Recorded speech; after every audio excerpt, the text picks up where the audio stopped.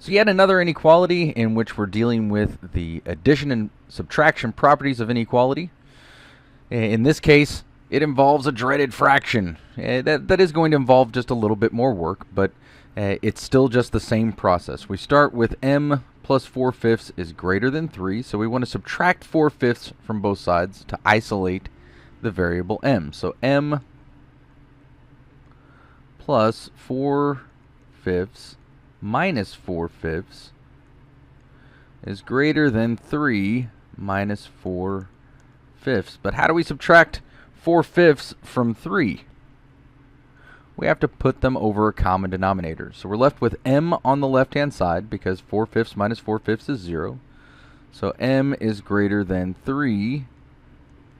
That's the same as 3 over 1 times 5 over 5 minus 4/5.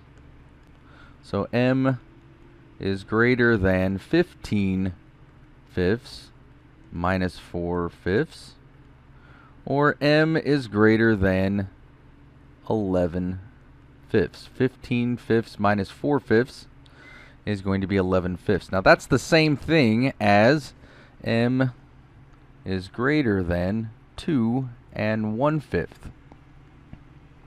If we put that on our number line, let's say we start here at -2.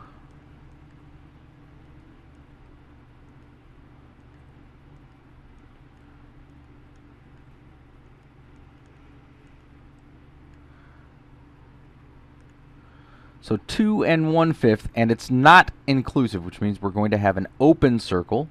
2 1/5 is going to be right about here. We have our open circle. And then it's greater than, so we go to the right.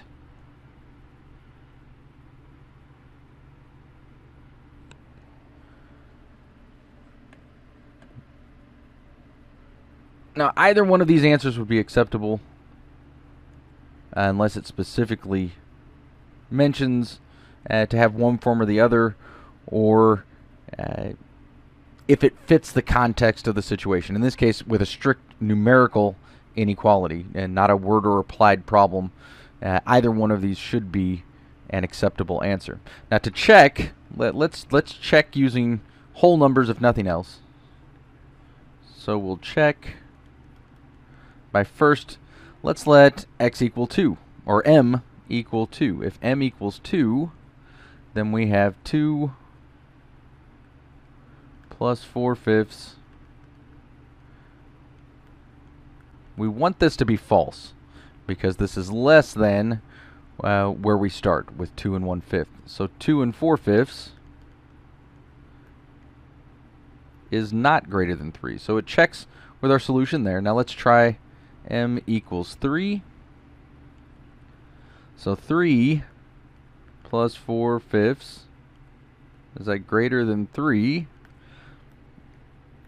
And that's just 3 4/5. And that is indeed greater than 3, so it checks. So the solution to m plus 4/5 is greater than 3 is m is greater than 11/5, or m is greater than 2 1/5. Both of those are equivalent.